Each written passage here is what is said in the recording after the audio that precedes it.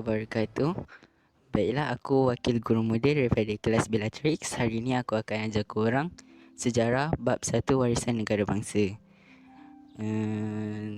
Bab 1 warisan negara bangsa ni dia ada 4 subtopik. Baik, kita mula dengan pengenalan dulu. Kerajaan Alam Melayu mempunyai ciri-ciri pembentukan bangsa sebelum kedatangannya Barat. Kerajaan Funan dan Champa diwarisi oleh Kerajaan Sriwijaya. Kemudiannya Kesultanan Melayu Melaka dan diteruskan oleh Kesultanan Johor Riau. Jadi maksudnya Kerajaan Alam Melayu ni diorang mewarisi ciri-ciri negara bangsa diorang. Yang mengikut abad pertama, pada abad pertama kita ada Kerajaan Funan, kedua Champa, ketujuh Sriwijaya, ke-15 Kesultanan Melayu Melaka dan ke-16 Kesultanan Johor Riau. Okey, peta ni kalau boleh hafal sebab mungkin dia akan keluar periksa. Okey, 1.1 ciri-ciri negara bangsa Alam Melayu. Ciri-ciri negara bangsa Alam Melayu ada 4. 1. Raja, undang-undang, wilayah pengaruh dengan rakyat. Okey, perkataan yang warna purple ni aku highlightkan sebagai keyword, so senang sikit korang nak faham. Okay, raja dia adalah tonggak utama kerajaan. Kedudukan raja ni dia diperkukuh dengan adanya sistem pentadbiran yang dibantu oleh para pembesar. Raja dia peroleh ketaatan daripada rakyat dan dianggap suci. Contohnya Raja Champa dianggap suci dan dikaitkan dengan Dewa Siva. Kedua, undang-undang. Undang-undang ni dia untuk pastikan kesejahteraan sesebuah kerajaan, terpakai di seluruh wilayah pengaruh dan menjadi panduan pentadbiran kerajaan. Contohnya Kerajaan Majapahit gunakan undang-undang Kutara Manawa. Okay, lepas tu wilayah pengaruh. Wilayah pengaruh ni kawasan yang rakyat terima dan akui pemerintahan seseorang raja. Contohnya Funan, dia wilayah pengaruh dia luas. Contoh seperti Sungai Mekong, Segenting Kera, Selatan Myanmar dan Teluk Chamran. Okay, akhir sekali rakyat. Rakyat ni adalah penduduk macam kita, penduduk di dalam sebuah wilayah. Rakyat ni disetia dan tidak derhaka kepada raja. Contohnya rakyat Sriwijaya dia buktikan kesetiaan kepada raja dengan meminum air sumpah dan mengadakan upacara persetiaan. Okey, korang mesti pelik kan macam mana air sumpah tu. Okey, air sumpah tu daripada inskripsi Telaga Batu Sriwijaya. First, rakyat Sriwijaya dia akan minum air yang akan dituang ke atas telaga ini, dan air tu dia akan mengalir di corong bawahnya. Air ini kemudian ditadah dan diminum sebagai tanda taat setia kepada raja mereka. Air inilah air sumpah tu. Okey, Sriwijaya ni, kalau korang tak tahu, Sriwijaya ni maksud dia adalah cahaya kemenangan. Sri bermaksud cahaya dan Wijaya bermaksud kemenangan.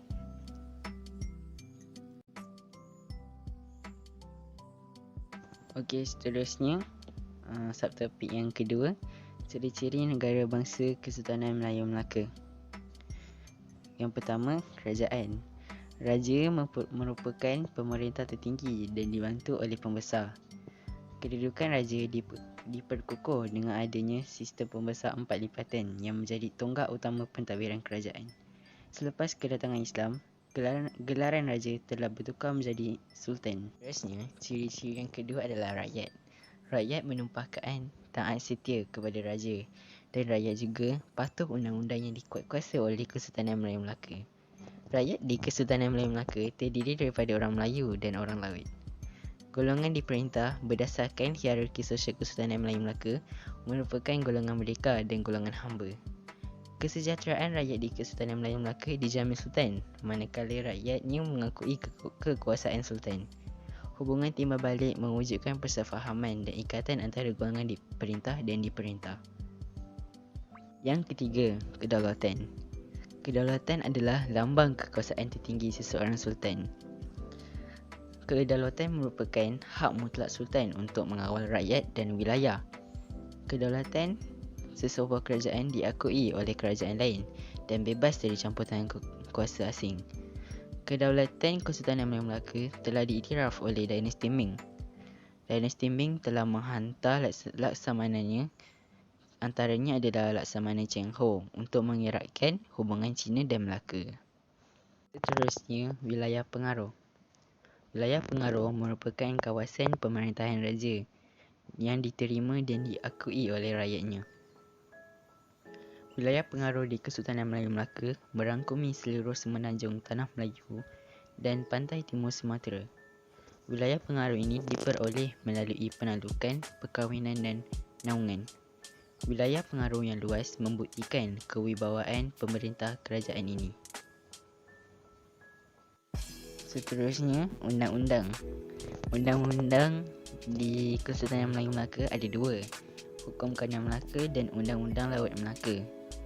Fungsi undang-undang ini ditulis untuk mengukuhkan kerajaan dan juga melindungi rakyat. Undang-undang ini telah menjadikan Kesultanan Melayu Melaka sebuah kerajaan yang unggul. Dan akhir sekali, lambang kebesaran. Lambang kebesaran merupakan identiti sesebuah kerajaan dan juga keistimewaan Sultan Melayu Melaka.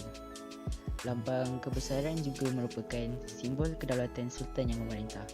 Antara lambang kebesaran ada istiadat, penggunaan warna, nobat, regalia dan cap mohon. Cap mohon digunakan untuk mengesahkan arahan daripada Sultan. Baiklah, sebelum kita habiskan, saya ingin menerangkan tentang wilayah. Yang pertama, wilayah talukan. Wilayah talukan ini dia diperoleh melalui peperangan. Antara wilayah yang ditakluk termasuklah Pahang, Kuala Linggi, Kelantan, Rokan, Indragiri dan juga Kampar. Yang kedua, wilayah naungan. Wilayah naungan adalah menerima ketuanan Kesultanan Melayu Melaka sama ada melalui persahabatan atau perkahwinan. Contoh wilayah naungan Kesultanan Melayu Melaka adalah Linggar, Patani dan Kedah. Ini merupakan contoh wilayah yang diperoleh melalui perkahwinan. Kerajaan Majapahit menghadiahkan Siantan kepada Sultan Mansur Shah kerana baginda telah mengahwini puteri Majapahit.